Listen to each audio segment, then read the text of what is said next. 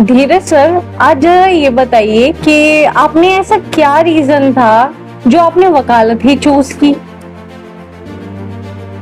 मेरी फैमिली के अंदर ऑलरेडी लॉ प्रोफेशन से जुड़े हुए लोग थे, जैसे मेरे फादर और मेरे ग्रैंडफादर दोनों ही लॉ ग्रेजुएट थे, जिसकी वजह से हमारे घर में आईपीसी और एविडेंस की किताबें नॉर्मली पढ़ी रहती थी और मैं उनको पढ़ता था, जिससे मैं इंस्पायर हुआ और मेरे फादर ने मुझे इंस्पायर किया लॉ परस्यू करने के लिए।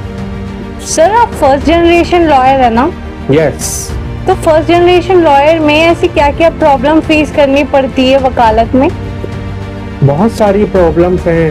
फॉर एग्जांपल अगर मैं बात करूं, मैं अपनी खुद की बात करूं, तो जब मैं प्रैक्टिस में आया था तो बहुत से सीनियर एडवोकेट्स थे जिनको मैंने अप्रोच किया जूनियरशिप करने के लिए, लेकिन उन्होंने मुझे मना कर दिया।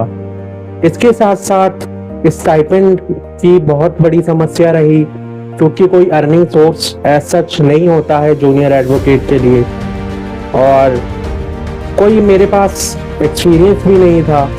पर आफ्टर ऑल मैंने यूएस गौतम एंड एसोसिएट्स को ज्वाइन किया, जहां से मैंने अपना 3 साल का एक्सपीरियंस गेन किया। सर, लॉ स्टूडेंट जो है, अगर जैसे आज हम उसको खड़ा कर दे कोर्ट में अकेला, तो क्या वो बेल एप्लीकेशन फाइल कर पाएगा? नहीं कर पाएगा। Reason sir? Reason is that कि कोई भी व्यक्ति अगर कोर्ट में प्लीड करता है, आर्गुमेंट करता है, तो उसे बेसिक नॉलेज होनी बहुत ज़रूरी है। ड्राफ्टिंग की नॉलेज होनी बहुत ज़रूरी है। अगर आपकी ड्राफ्टिंग में कमी है, आपके आर्गुमेंट में कमी है, तो हम ये कह सकते हैं कि आप एक सक्सेसफुल लॉयर नहीं हैं। सर, अगर जैसे आज लोग बहुत सारे लॉ कर लेते, शौक में डिग्री भी ले लेते हैं, लेकिन वो एक अच्छे लॉयर नहीं बन पाते, उसका रीजन क्या है? उसके पीछे रीजन है पैसा, क्योंकि ये लोग वो हैं जो पैसे के पीछे भागते हैं, और ऐसे लोगों के पास क्लाइंट बड़ी मुश्किल से मिलते हैं, क्योंकि मार्केट के अंदर ऑलरेडी कंपटीशन बहुत टफ है।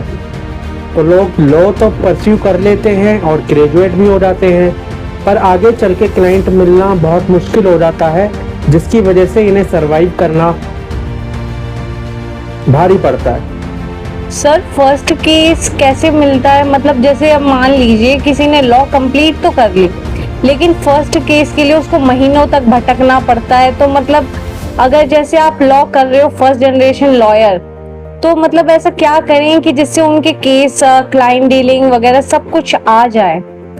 मेरा मानना ये है कि अगर आपको क्लाइंट चाहिए तो सबसे पहले तो अपनी प्रैक्टिस के अंदर विश्वास बनाना पड़ेगा।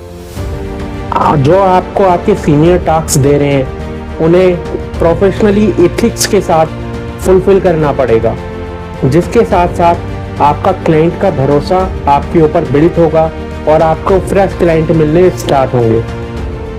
सर, कॉलेज खाली डिग्री देती है या फिर प्रैक्टिस भी सिखाती है? कॉलेज सिर्फ और सिर्फ थ्योरेटिकल नॉलेज देती है। प्रैक्टिस आपको खुद एक्सपीरियंस करके सीखनी होती है। सबसे ज्यादा लॉयर्स क्या गलती करते हैं? कानून ना जानना, कोर्ट का सिस्टम ना जानना, या फिर क्या रीजन है?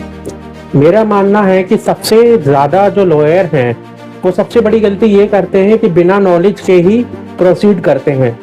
आजकल के लॉयर्स किताबें पढ़ना पसंद नहीं करते हैं, चैट जीपीटी या गूगल का इस्तेमाल करते हैं, जिसकी वजह से वो इम्पोर्टेंट रूलिंग्स और सुप्रीम कोर्ट के लैंडमार्क जजमेंट्स को अनदेखा कर देते हैं, जिसकी वजह से वो केस हार जाते हैं।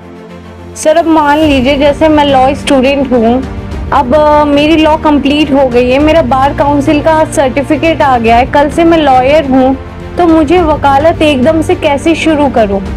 सबसे पहले आपको कोई सीनियर देखना चाहिए जिसके साथ आप अपना काम स्टार्ट करें, और उनके साथ जुड़ कर के कोर्ट की प्रैक्टिकल नॉलेज लें, हाई कोर्ट और सुप्रीम कोर्ट का एक्सपोजर लें, जिससे कि आपको अपनी इंडिपेंडेंट प्रैक्टिस स्टार्ट करने में मदद मिल सके।